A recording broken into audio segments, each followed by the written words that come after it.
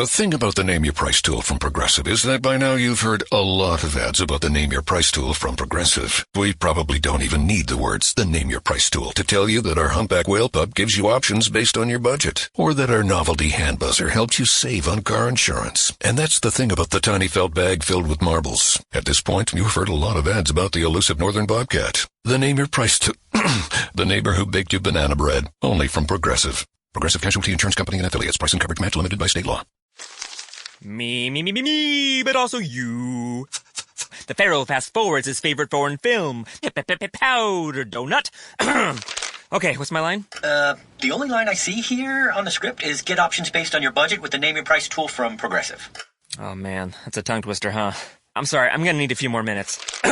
Bulbous Walrus, the Bulbous Walrus. The Name Your Price tool, only from Progressive. The owl ran afoul of the comatose coxswain. Progressive Casualty Insurance Company and Affiliates. Price and coverage match limited by state law.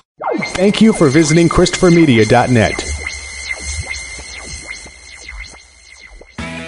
Thank you for downloading Beer Nuts for free on iTunes or from ChristopherMedia.net. Please make sure to rate Beer Nuts 5 stars on iTunes and help to tell others about Beer Nuts by leaving a comment. Thank you for following Beer Nuts on Twitter at Beer Nuts Podcast and on Instagram at Beer Nuts Podcast. Please like the Beer Nuts Podcast on Facebook to like and share Beer Nuts. If you'd like to donate to Beer Nuts, you can click on the PayPal button at ChristopherMedia.net. If you use Amazon.com, please click and bookmark the Amazon link at ChristopherMedia.net. It will not cost you any extra money, and you will help to support Beer Nuts. If you're looking to launch your own website, please click through the HostGator banner at ChristopherMedia.net. Christopher Media uses HostGator to host all of the shows produced by the Christopher Media Network. When you click through the HostGator banner at ChristopherMedia.net and sign up for HostGator, you are helping to support Beer Nuts. TheBroBasket.com. Guys are tired of all those boring socks and ties. BroBasket is the answer to the age-old question, what do I get a guy? We know that choosing the perfect gift for a man is a difficult task, but not anymore. TheBroBasket.com is here to help. We all know men are hard to shop for, but what do guys actually like? Their favorite alcohol, that's what. It could be craft beer, wine, whiskey, scotch, or tequila. TheBroBasket.com will put it in a gift basket full of their favorite gear and goodies. You can customize your own BroBasket or choose from a variety of different BroBaskets, like the Ultimate Import Sampler, the Jack and Coke gift set, or the Junior Executive gift basket. Boozless but still cool BroBaskets are also available. TheBroBasket.com gives you many shipping options to choose from, including rush delivery and Saturdays. 21 and over, please. State and local laws apply. Beer, wine, and liquor are not available for shipping in all states. You can help to support Christopher Media by clicking through the TheBroBasket.com banner at ChristopherMedia.net. Alcohol gift baskets. What men really want. Men used to be hard to shop for. TheBroBasket.com. Christopher Media. Let's make some noise. Welcome to Beer Nuts, a weekly excursion into the world of craft beer, brought to you by MichiganBeerGuide.com. And now, here are the Beer Nuts. All right, everybody, welcome to another edition of Beer Nuts. Welcome, Pete. Thank you. Hey, everybody. Dugout. Hey, everybody. How you doing? And for first time appearance here in the Beer Nuts, we have our buddy Mike Strasser. Welcome, Michael. Hey, thanks for having me. Okay, so as always, we're going to start off the show with a beer quote. In the immortal words of the infamous Rodney Dangerfield, "My doctor told me to watch my drinking. Now I drink in front of a mirror." I tell you, I can't get no respect. Well, we're going to get some respect once we start popping some bottles here, because we are going to do an episode of Cellar Raid, which each of us have selected one or two bottles from our cellar, and we got some real gems here. So, as always, you listening out there, as long as you're not driving, you should be drinking. So pop open a cold one, and let's get down to business. Crack 'em. What do you want? Who wants to start? Uncle Pete? He's got one in his hand. I'll go for it here. Okay, go ahead, Dugout. All right, so this particular beer has been in my cellar probably the least of any beers, but it's I bought quite a few of them, so I'm gonna definitely have a few to sort of hang on to. But what I have in front of me is 2016 Cabra Perdita from Greenbush Brewing, and it is a blueberry imperial cream stout. And it's measuring in at a stealth 11. Was that 11? Yeah, that's 11.2% on this bad boy. Wow. 12-ounce bottle. So I have to combine everything almost into Road Warriors or Mixed Nuts these days because I'm on the road a lot, it seems. So I just happened to be by Greenbush. I knew that this was released that day, so in I pulled, and I bought a few of them. It pours you can't see through this. This is motor oil. And I swear to God, it's got sort of this like crazy dark blue tint to it. If you look real close, not much of a head on the beer. It's, if you swirl it, you get a little bit, but it looks dense. It looks thick as hell. Is this the barrel aged one or the straight? No, this is the straight up Cabra. The barrel one comes out later this year. The nose is pure blueberry with some roasted malt, and just took a sip and. Boy, this beer is huge, humongous. Lots of blueberry, lots of dark roasted malt. The blueberry mixes in really well with the hops to give it a nice bitter finish. Touch of a sweet finish to it, almost tart, but a little more sweet than tart. Wow, this stuff's fantastic. Yeah, I've had it before. I can just taste it now based on your description. Yeah, that's one of my all-time favorites from Greenbush. Yeah. Well, and the fact that it's a fruit beer and it's so huge. A lot of fruit beers kind of they lay off a little bit and it just sort of balances in. This is just in your face. It's like a big punch in the noggin, but with a really great beer. Any backstory on this one, Doug? No, for me, no. Other than I've been told a couple times that it was coming out, and I just happened to be driving by the brewery, and I came and I snapped it up, and and both times I did not have a chance to sit in the pub or even have a drink or any of that. I knew I had to get in, get out, get my stuff, and so, I just don't know that much about it, other than it's the blueberries come from a blueberry farm down the street. And if you forget, and for those of you that don't know, Greenbush is in Sawyer, Michigan, which is in southwest Michigan. It's a beach kind of community in the summer, and there's really beautiful sand dunes along Lake Michigan over there. But they've just got an incredible place, and they're doing great things with beer, but, man, this one takes it to another level. Yeah, it's called Rambo Blueberry Farm in Bridgman, right nearby Sawyer, Michigan. Ah, okay. Yeah, there's a couple breweries in Bridgman that we know about as well. Right. Yeah, the west side of Michigan, the southwest corner down there, coming out with the blueberries and the great beers. Good combo. But yeah, this is definitely something I've got a couple put away in my cellar. I got a couple for now, and then I got a couple that are just sitting there waiting for what I'm going to decide to do with it. They're probably going to get drank. Anything on the label? I know it's got the goat. Right, I think Cabra Perdita, somebody told me that means lost goat in some language. I don't know if it's... Yeah, I know Cabra is definitely goat. Portuguese or something like that. Stands for lost goat. Yeah, it's a beautiful label. The goat is just off in sort of a silhouette with some kind of ethereal blue background to it. What do you got, Mike? You know something about that? So I'm not really familiar with that beer from Greenbush, but how would it compare to, say, the fruit flavor coming off a beer from New Glarus?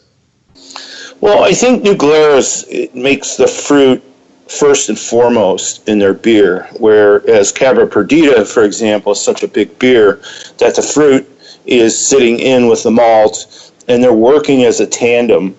When you have like a cherry or a raspberry from New Glarus, and the overlying flavors, everything is just right in your face with cherry or raspberry. The fruit is the first and foremost ingredient in those beers, and everything that's done behind it is to build up that fruit flavor. Whereas this is more of, hey, we're mixing this with this, and you come out with this amazing heavy-duty beer. Sounds great. This time of year, it's September 1st in Michigan, and it's like a light switch. The temperatures just dropped suddenly. We, for the many weeks in August, we were having, high humidity and 90 degrees and it really, sweltering. And now that the temperature drops a little and we're in the 50s at night and the lower temperatures, everybody's running to get their stouts, I've noticed, with a lot of online postings and chatter. And this Cabra Perdita, I mean, you went pretty deep for this one to get things started. So cheers to you on that selection, Doug. Well, thanks, Uncle Pete. You know, getting ready for the episode, this was the fourth bottle of beer I had picked out, and we had been having some technical difficulties coming up to this. So I had actually had two different beers sitting up here, and I went back down there. I went, no, not this one. And I looked at, and I'm like, this is an instant cellar beer for me, even though I just got it. So, yeah, I mean, I brought a Robert de Habanero chocolate coconut, and I brought a porter from Canada, charcoal porter, and JR's got an Expedition out and a Night Fury. You want to go to another one, JR? You ready? Man, yeah, I'm ready, but we are not going to get through that, and I believe we've already done Expedition, so I'm going to take that off the table. But it is a 2013. However, I have another 2013 vintage here that I've been waiting to share with somebody, so that as disappointed and as envious as I am of not being able to enjoy that Cabra Perdita, I'm hoping Doug will be equally jealous of us because we're about to open a Lost Abbey Deliverance Ale, vintage 2013. And it says, brewed and bottled by Port Brewing Company, San Marcos, California. Blended ale aged in bourbon and brandy barrels. So without further ado, I'm going to... I already took the cage off. It's time to uncork. Deliverance, eh? Uncork that pig. Work it. Oh, that's a nice all right. That sounded good over here, yeah. So let's each pour. Ooh, that's lovely. That's 12.7 fluid ounces. So we're gonna have to small pours. Quality over quantity. Everybody gets 3 ounces, and John gets another 0.7. All right. Well, I'm taking a good sniff of this one, and I'm getting a lot of dark fruit, raisins, plums, pears. It's brownish black. You can't really see through it. It's pretty solid, but you can see a little bit of a dark brown color when you hold it up to the light. And there's absolutely no carbonation, no fizz, no head on this. Just looks almost flat, but just a little bit around the edges. Smells excellent. Wow, and I'm taking a sip of this, and it is fantastic. I'm getting all those flavors you would expect in like the sherry, almost like a port or a sherry, a fine wine, dessert wine. I think this is the ABV. I think, 12 point... What's the ABV on it? I think it's like 12 or 13%. So it's got some heat to it, and you can definitely taste the booze, the bourbon, and the brandy. It's very complex. Maybe a little bit of walnut flavor in there, a little bit of nut. Picking up some definite notes of like bitter chocolate at the end. Really a lot going on. A lot of great complex flavors. It's a real treat. It's got a very like a sticky mouthfeel to it. But it's not overly like real thick or viscous. It's pretty much a real gem. What do you guys think? I can't disagree at all, JR. I mean, this is beautiful. I mean, starting with the nose, I mean, you passed the cork around, and I was picking up already the dark fruits and some hints of brown sugar and burnt sugars, and then to get the whole, the glass to my nose and just reaffirmed with all of that coming through. Very little head, like you said. There's some little carbonation around the outside circle, of the liquid. And it's busy. This is busy as heck. I mean, there's so much in there. It's a little hot, but it's smooth. It's a smooth hot, a smooth heat.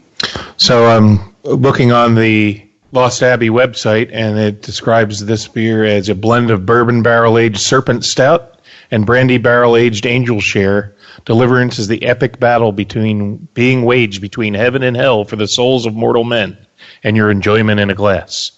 12.5% ABV. Tasting notes. The expressive fight for souls on earth begins with molasses and raisins clashing for supremacy. There's a struggle between licorice and caramel See which will support with a dash of cocoa exuding as well. That was the aroma. For taste, it says a lively beer on the palate, wrestling in a tug-of-war of sorts for your affection. At first there is booze. Then there are figgy notes with a semi-sweet edge that almost develops were it not for the baker's chocolate and bitterness that balance out in the finish. Baker's chocolate. Clearly, this is not a beer for the faint of heart or weakened souls. This is fortuitous beer to accompany you on your journey to heaven or hell should you be delivered. So it's definitely fortified. I mean, this is it's like a brandy, you know. It's like a fine brandy, and so sweet. I don't know about you, but this stuff would get you sinning in no time. Well, I'm willing to take a chance on it. What will be your penance? Thank you for sharing this, JR. It's fabulous. Excellent. Yeah, your penance will be you have to drink a Miller Lite. Oh, no. Don't go there. And some pumpkin beers. 2 Miller Lights and 2 pumpkin beers. And 2 pumpkin beers, yeah. As long as there's no peanut butter beers, I can handle those. By the way, just a side note, the pumpkin beers are out, man. They are out. Sure? Yeah, in force. Yeah, I steer clear. There's too many, and there's, we did a whole show on them, and some of them really surprised us. Some were great, but some were just a whole bunch of spice in a beer and just masked everything that could have possibly even tasted other than those spices. And those are the beers that are such a turnoff. And those gaudy 6-pack holders and labels and pumpkins and jack-o'-lanterns. Oh, hey guys, remember this is a Cellar Raid episode. Yeah. I don't think any of us has any pumpkin beers in our cellar. Sorry to digress. Doing the show an injustice. I'll have to do penance for even bringing it up. Yeah. All right, Mike, do you have any comments on the beer we're drinking? I really enjoy this beer. This there's really not a very, very slight amount of lacing on the glass, but this stuff is thick. This is viscous. I mean, this is the stuff you could run this through your lawnmower and be just fine. Wouldn't do that to this beer, though. This is excellent. Kind of coming off it, the alcohol kind of mends with a little bit of dark fruit. I'm almost getting a little bit of like a smoke taste down my tongue. I mean, it may have something to do with a little bit of the Brett beers we had beforehand.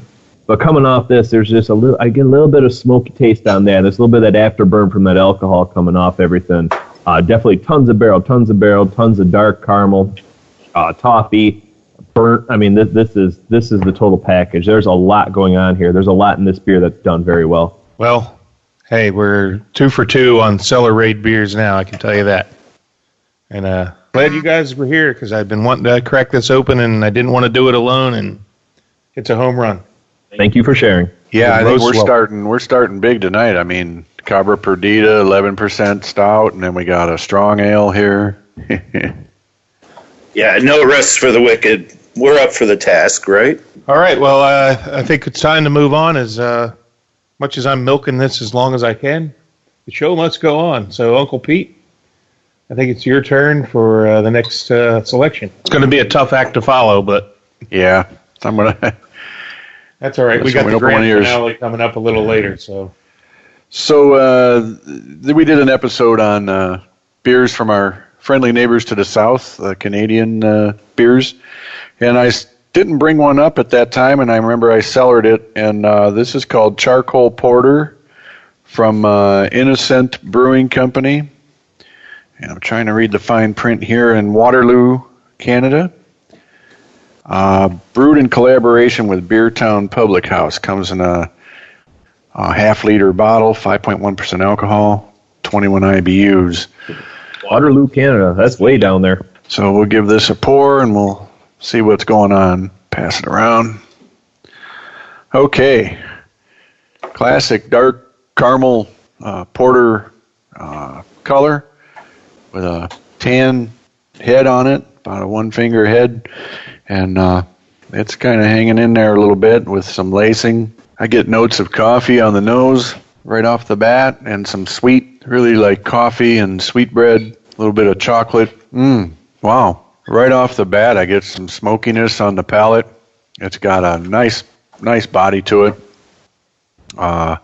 They call it charcoal porter, and I do believe, if I'd have to look it up, JR, see what it says about it, but I think it's got some smoked Pete or something going on in here.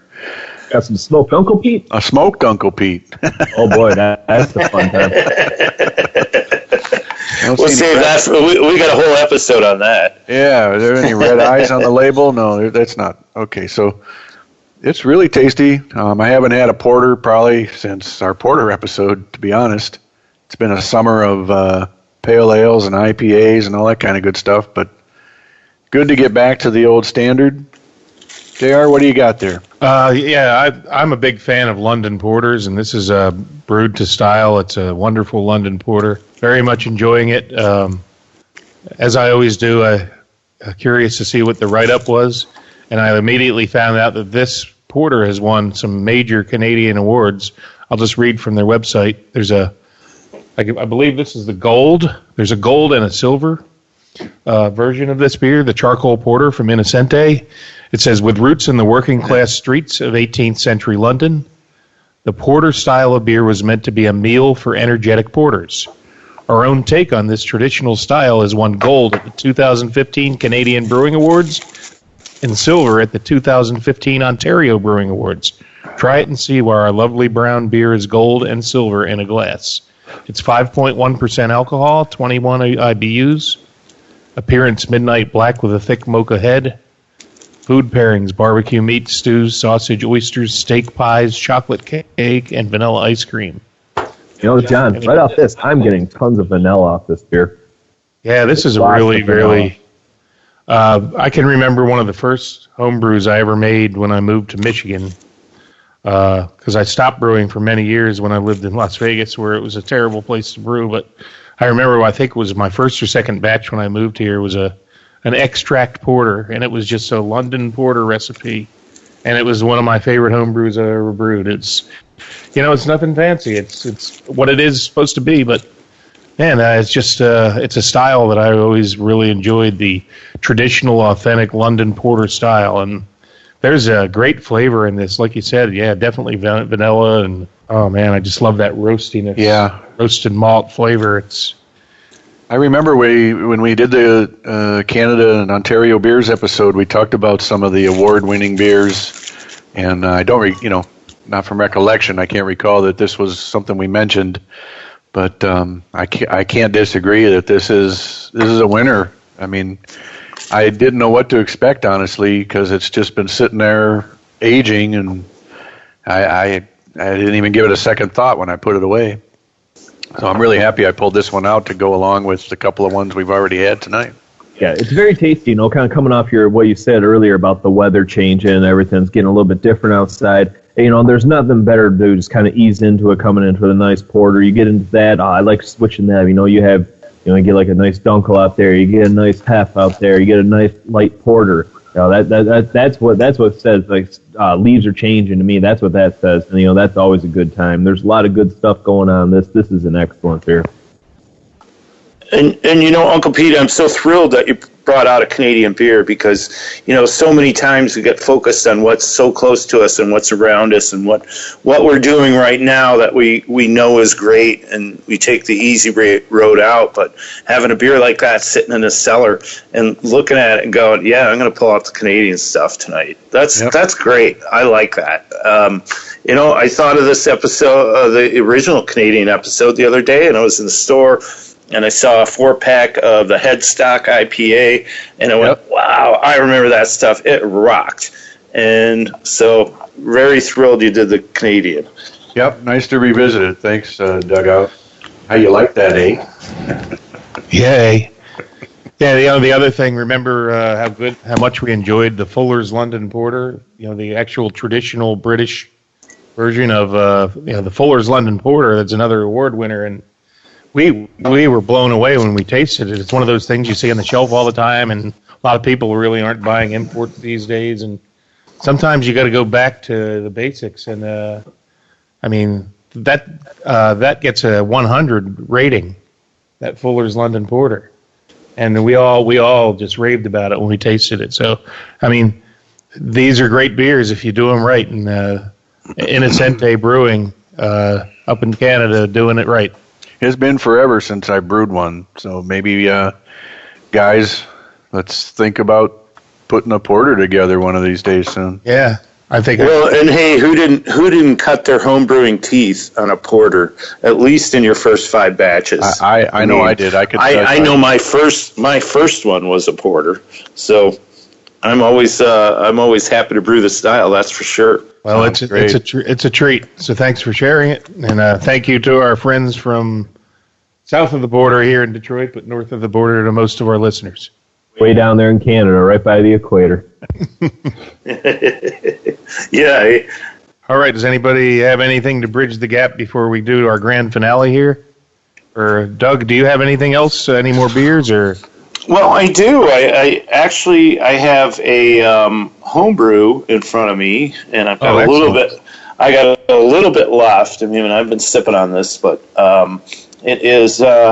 I'd say it's about 75% in the carbonation level. And one thing is, I don't do a lot of bottling when I homebrew. Most of it goes into kegs. So during the carbonation process where I'm forced carbonating it, I always enjoy taking out a few small 6, 7, 8 ounce samples at a time. It takes out some of the dark matter that happens to settle at the bottom of the keg, and then it helps pull the carbonation through. But what I have is a strawberry rhubarb saison that I brewed. It seems like a really long time ago, and it was, because it sat in primary for a week, and then it sat in secondary. It's still fermenting for 2 weeks. I had readings when I originally brewed this. It should have been about 9%, but I added strawberry puree to it, and it started to ferment more. I put strawberry puree and rhubarb into the secondary, started to ferment more. So it's almost like a braggot in a way, where the fruit is fermented, but not so much with a mead. But I'm guessing alcohol level is probably 11 to 12% on this at this point. Oh boy, this is fresh though, right, Doug? Oh yeah, I just pulled some through the keg. Yeah. Well, Doug, hey, I have a question for you. When you run that kind of strawberry, are you running whole fruit in there, or are you running puree into the mixture? Because when you get into that, some of the issues is when you're siphoning off that, or you're pumping off that, you get a lot of stuck siphons, and that's an issue that I've always encountered, especially when using a lot of like fine berries and other things like that. What's your trick on that? Well, I use a puree for the strawberries. The rhubarb itself came out of my garden, and but I found the straw. Now, I've used raspberry puree before, and I know there was a lot of chunks and a lot of seeds and a lot of junk that got stuck in it. With this particular type of strawberry puree I used, there was none of that. It was very fine. It seemed to work beautifully in it. The only issues I had were when I cut up the rhubarb and I cooked it, I kind of left the stems sort of long, and it created these strings, and these strings kept getting stuck in my siphon, and basically ruined a siphon on me. But yeah, I ran into a similar issue one time. It's probably about 2 years ago. I did a coconut raspberry porter, and that's one of the issues that I had. I kept my coconut in a muslin sack suspended in there, but them raspberries, man, they raised hell in there. Yeah, and I know I've made a mead before with raspberries, and it was the same issue, just chunks of them. So I don't know if maybe it was the type of puree I had, where I could have probably put it through a food processor, chopped it up finer. But then, in issues like that, you run a risk of bacteria, because how are you going to keep it completely sanitary through that process? Exactly. I choose that. I usually go for like a Vintner's Harvest blender. If I have to use I use a few fruit from the store, something frozen, or usually just pasteurize it, hold it at 160 to 180 degrees for a few minutes. Then you're usually good to go off it. There's nothing more disheartening than losing, almost a gallon just to kind of fruit sediment in your beer. I kind of wish somebody would make almost like a French press, if you will, for your homebrew fruits. You could push all that to the bottom and siphon right off the top. Nothing to worry about. There's your $1 million idea today. Boy, I like that idea. And if it could fit in a 5-gallon plastic or a 6-gallon plastic bucket, ooh, man, yes. You know, I bet a lot of people have used the French press for that, though. You know, have you tried it, Mike? I have a French press, and I use it for coffee a little bit, and to be honest, I kind of broke it. It don't work no more. John, you used the French press for your coffee car bomb stout, didn't you? Oh, absolutely, yeah. I'm a huge fan of that. I like to put all my stuff in a jar. I used Irish cream flavored coffee, a couple vanilla beans, and then throw some Irish whiskey in there, and then just let it sit, and then you use the press to put it into the bottom of the keg.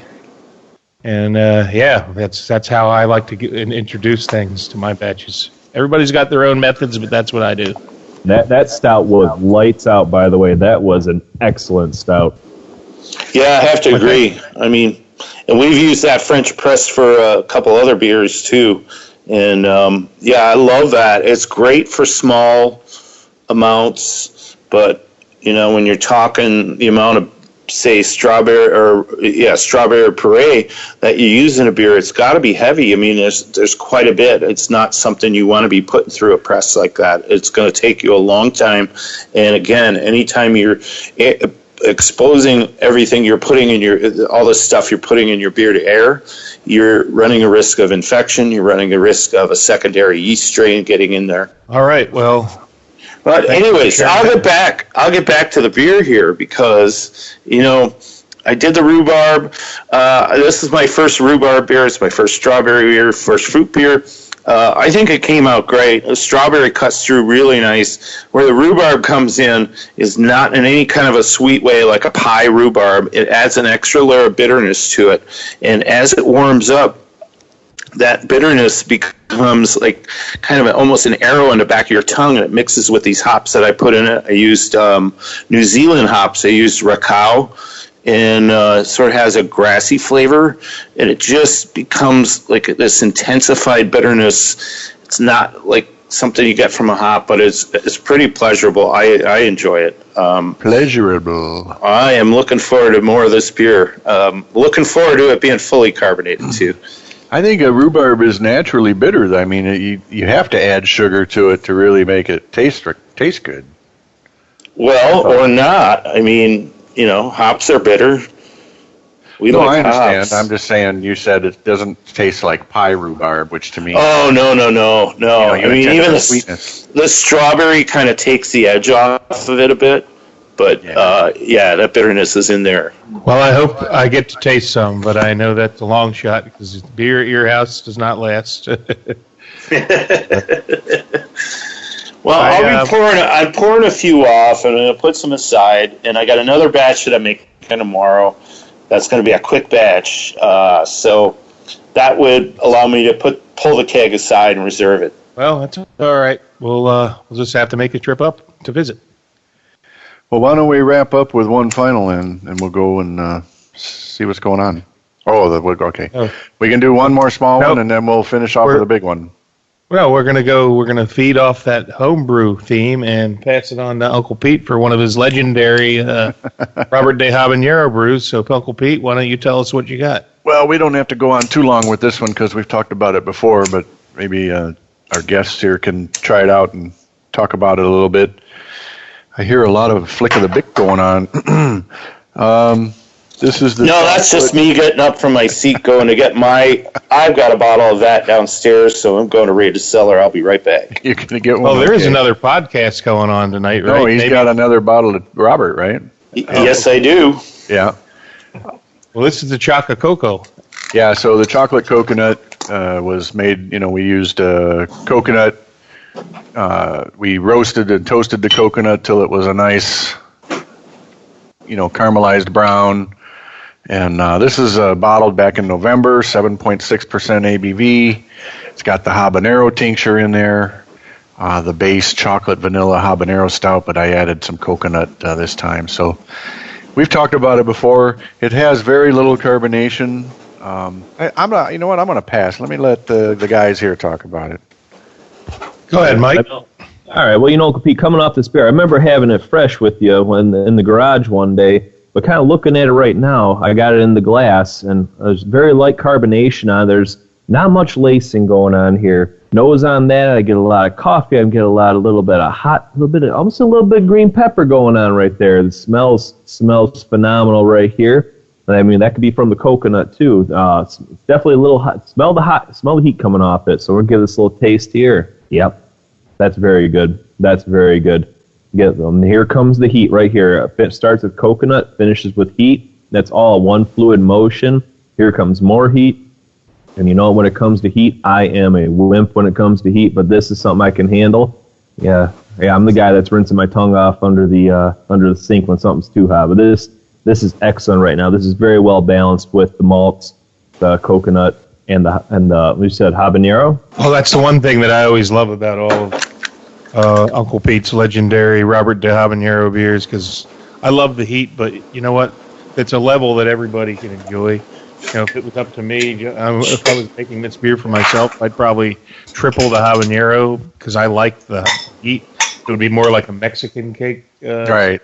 But this is Uncle Pete's got it down to a science. He's mastered just the right amount of habanero when he makes his tinctures, and he's kind of shared how he does kind of trial and error on that. And man, it's just a wonderful, like, I've never met anyone that has tasted this that didn't just really thoroughly enjoy it.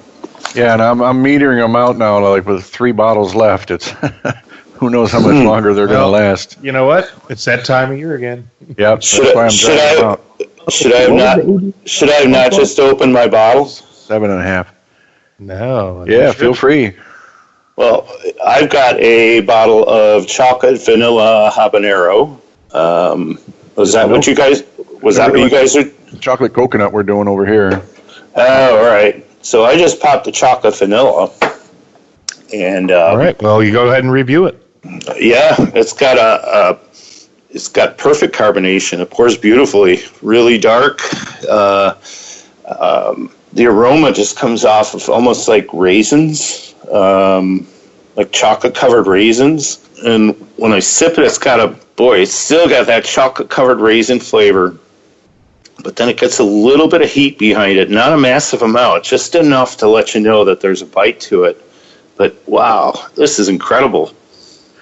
Was this the milk stout version, Doug, or just the regular? Because I did make a batch, with lactose. This is the milk stout. Right. So I really tried to affect the mouthfeel and the residual sweetness by using the lactose, and it came through, in my opinion, compared to the regular.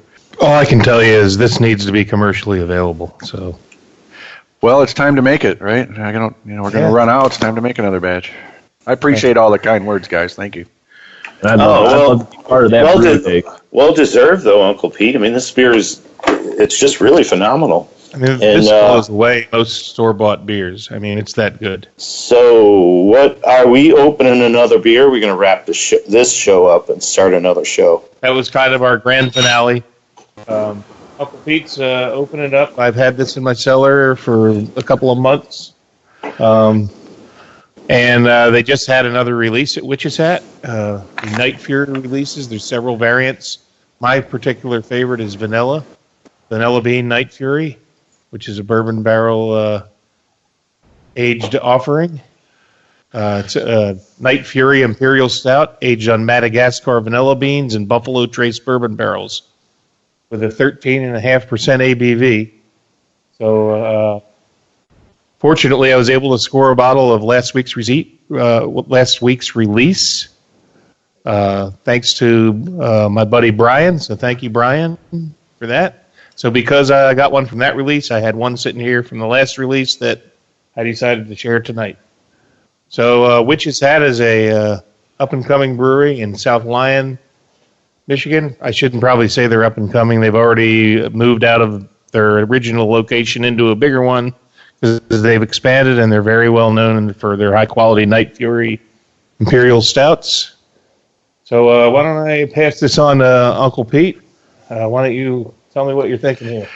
Well, it poured very rich black with a nice brown head on it with very fine carbonation.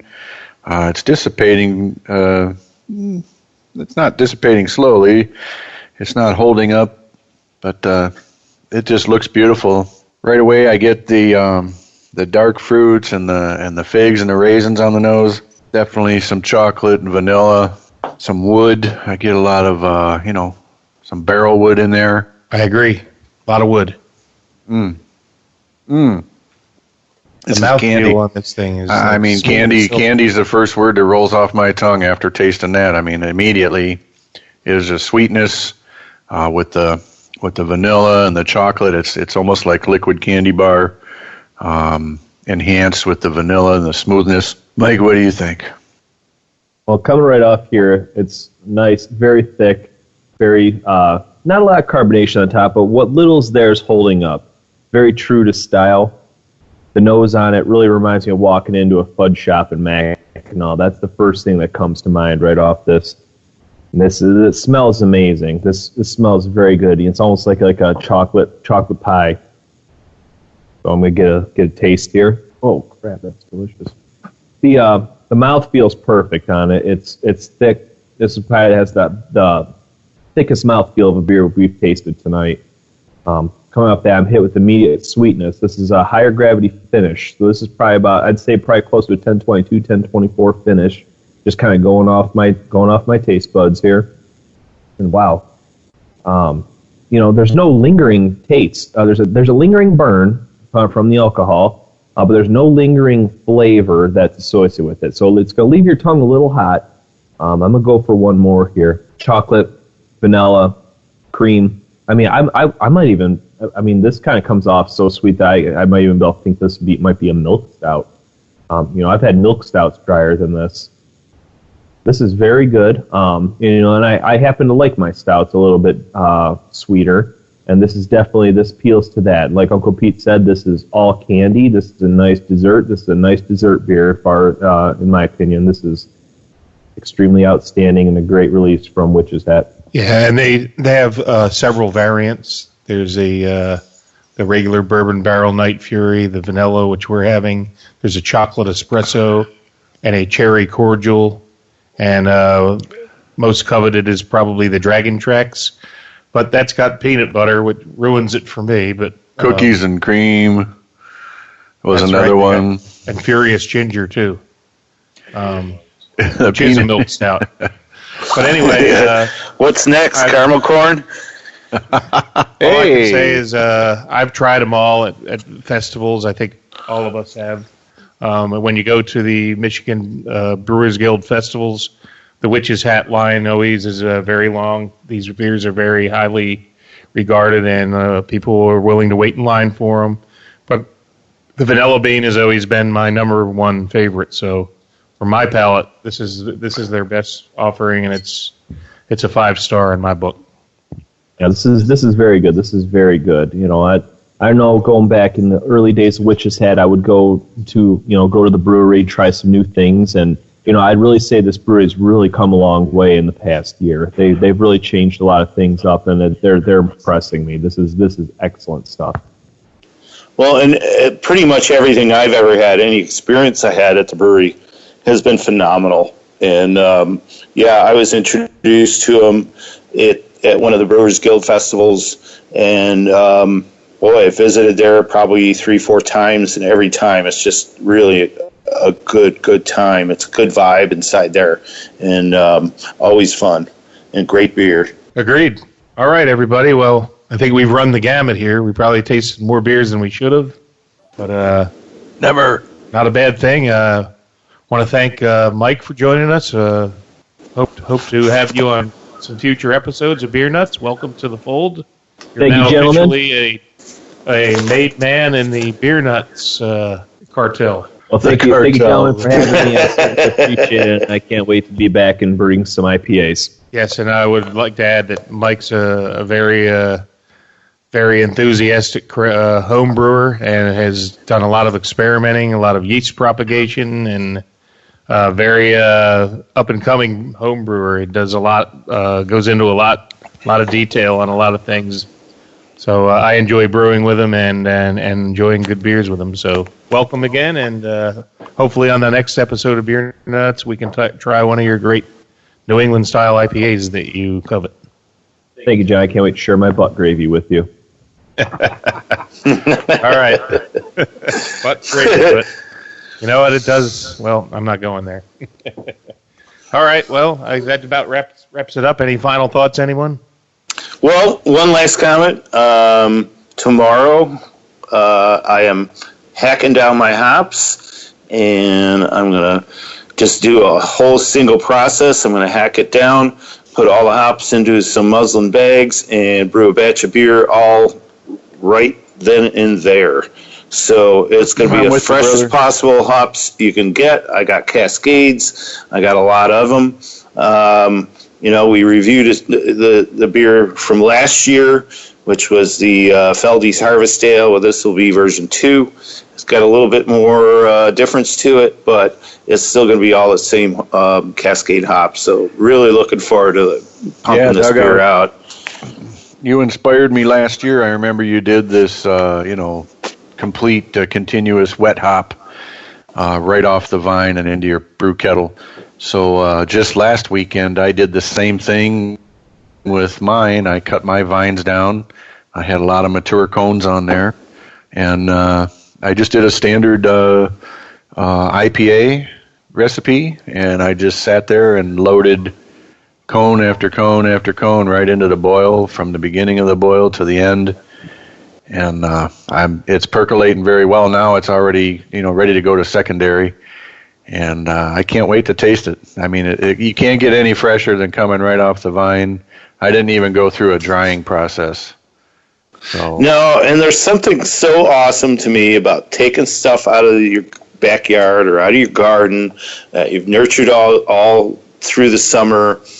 We've had a really hot, stinky hot summer with not a lot of rain, so extra water and just a lot of effort. And to take that product and you see it and it looks awesome, to take it and put it into something you're cooking and then be able to share it with people and get a smile from their face. To me, that's why I do it, and that's such an awesome feeling. Now, I probably saved back, I'd estimate, of dry hop cones. I probably got about 4, 8, maybe 12 cups of dry hop cones. I'm gonna, I'll dry hop in the secondary. So it's gonna be, hopefully, it's gonna get, a lot of aroma and a lot of flavor. So we'll see what happens. This is a first for me, but you were the inspiration, and I'm going to see how it comes out. Well, I'm sure it's going to come out great. I mean, because at the end of it all, what do you get? You get beer, and when you're using all fresh ingredients like that, of course you're going to get something phenomenal.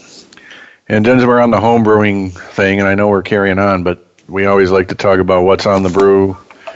Uncle Pete Jr. just did an Oktoberfest right after I did the continuous wet hop.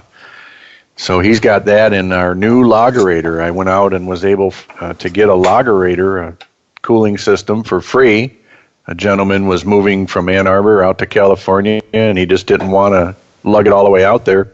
So he put it on Craigslist for free, and I was the lucky guy that got a hold of him first and brought this thing home. He made it out of a hot tub and converted a hot tub into this lagerator. So Peter's got his Oktoberfest in there at 52 degrees percolating, and then we're going to drop the temperature down to around 33 and age it for a month or two and see how that goes. So first time lagering, and I'm excited. And if you guys want to do some lagering and then throw your batches in my lagerator, you're more than welcome to it. Yeah, I definitely want to do a Czech Pilsner, so I'll take you up on that offer. You got it. And we got a couple ciders in there. Not in there, but Peter did a couple ciders. So we're ready to fill our keezer. We're working on this fall beer promotion where it's fill the keezer, come over and play darts, and free beer for everybody. Excellent. I'm looking forward to it. Same. All right, everybody. I think it's time to call it. Anybody up the trip to Mexico? What do they say? As they say in old Mexico City, AMF.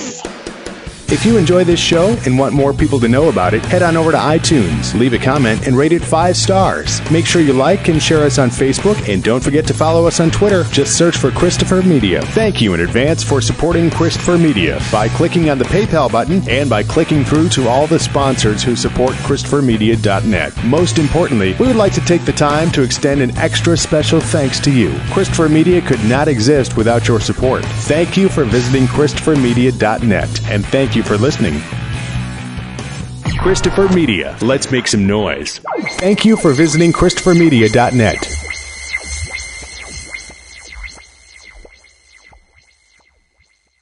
Hey, we get it. You don't want to be hearing a Progressive commercial right now, so let us tell you something you do want to hear. You are powerful. You're a warrior who bathes in your enemy's tears. Then you step out of that refreshing tear bath and into a bathrobe that somehow looks good on you. Yeah, you can pull off a robe. There. Don't you feel better? You'll also feel better when you save money for driving safely with Snapshot from Progressive. Savings you can use to buy more robes. Progressive Casualty Insurance Company and Affiliates. Snapshot not available in California, North Carolina, or from all agents. Me, but also you. The Pharaoh fast forwards his favorite foreign film, Powder Donut. Okay, what's my line? The only line I see here on the script is get options based on your budget with the name your price tool from Progressive. Oh man, that's a tongue twister, huh? I'm sorry, I'm gonna need a few more minutes. Bulbous Walrus, the Bulbous Walrus. The Name Your Price tool, only from Progressive. The owl ran afoul of the comatose coxswain. Progressive Casualty Insurance Company and Affiliates. Price and coverage match limited by state law.